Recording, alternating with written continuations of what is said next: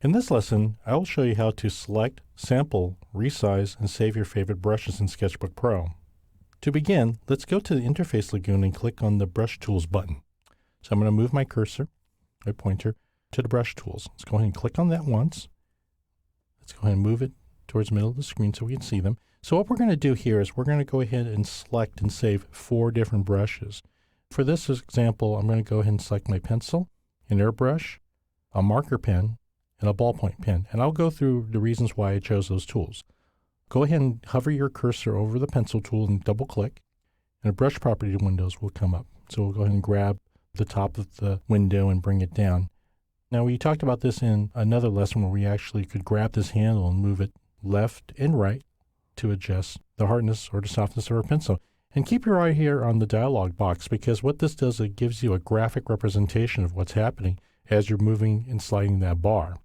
So for this first pencil, I'd like us to select the pencil that's about a 2B range. It's kind of a soft pencil, and you can use these arrows to adjust it forward or backwards. So let's go ahead and get it to a 2B 3.0 pencil. Okay. Now again, if it's hard for you to slide that, remember you can always use these arrows. So once you've selected that pencil, what you want to do now is go ahead and go to the bottom of your main brush toolbox, and you see where it says Show Custom Brushes? There's an arrow that points downward. Hover your cursor over that and tap down on that to open it. So now you'll see 3 icons. There are 2 that are highlighted, 1 that's obscured. Go ahead and select the one that says Copy Brush. Click on that. Now that brush has been saved. So if you go ahead and use that pencil, it'll be at these settings as a 2B pencil, size 3. Let's go ahead and cancel and select another brush.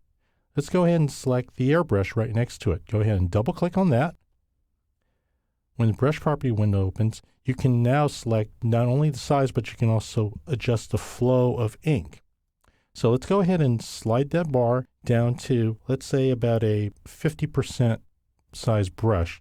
You see how it's kind of not going to where I want to be? So what you want to do now is go ahead and slide that to like 50 or 53, and you can go ahead and use your buttons here to advance to the proper size. Okay, we're right at the flow that we want to be. We're going to have the flow of the ink to be at 25%. And the reason why we want to do that is that we want to give ourselves some opportunity to create opacity by bearing down on our pressure-sensitive devices, and also be able to lighten up on them to give us a little more sense of transparency. Let's go ahead, and once we're satisfied with those settings, go back down to your menu here and go ahead and say, let's copy that brush.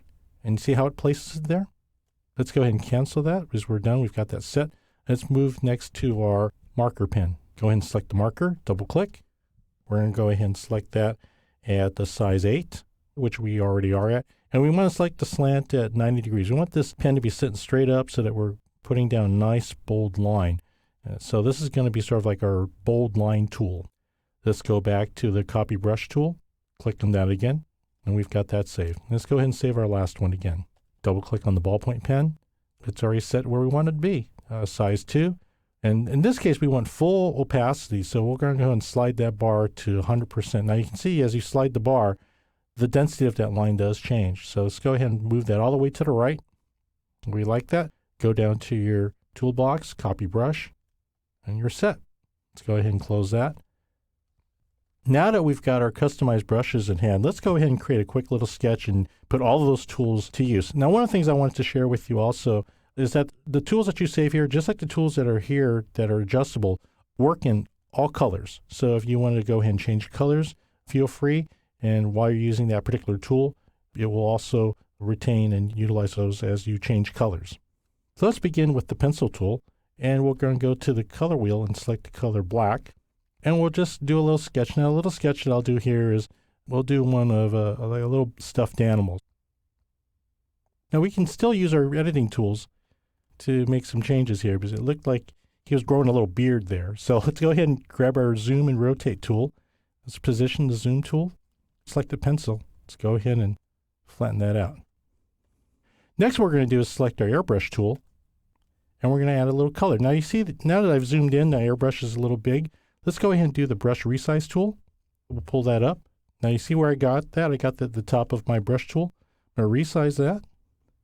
Now before you start coloring, go ahead and take a few swipes on the side so you get some idea of the value of the color that you're using. Now if that's a little too dark for you, you can always go back in and select another color, or you can actually select the color by going to the color picker. Let's go to a medium gray. Oh, I'm liking that a lot more. So let's go ahead and look at a light source. I'm going to bring the light in from over my left shoulder so that we have some idea of where the shadows are going to be. And let's go ahead and start airbrushing some value to give him like a little bit of a cast shadow and also to make him look a little more three-dimensional. See how I'm putting a little bit of value to make his ears pop a little bit more? And also, if you want to get into areas that are a little bit hard to get to, go ahead and use your move and zoom tool and resize the brush. You see how by resizing the brush, you can get a little bit closer and add a little more precision to your coloring? We've got that done. Let's go ahead and select the color.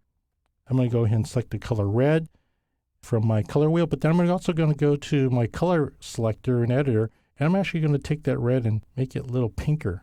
I'm going to add a little pink nose. I'm going to airbrush his nose. Let's go ahead and go to your move and zoom tool and move out. And then we're going to wrap up the drawing with the marker tool, which I'm going to go ahead and select. I'm going to select the color black. Go ahead and use my move and zoom tool. And while I've got that selected, now go ahead and test it a little bit. Now, if it's looking a little heavy for you, you can still go back into this tool and you can actually adjust it. So you can go back in and say, you know, I want to use maybe a thinner line, maybe something that's closer to a 3. Oh, that's more to my liking. And then what I'm going to do is go ahead and heavy up on that black line to make this little stuffed animal pop. Because I've got a heavy light source, I'm only going to put the heavy lines on one side. That variety of line weight will actually make the drawing look more interesting.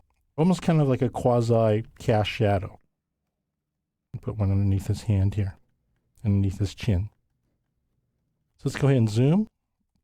And I'm going to go ahead and use the last tool, which is the ballpoint pen. And we still have the black color selected.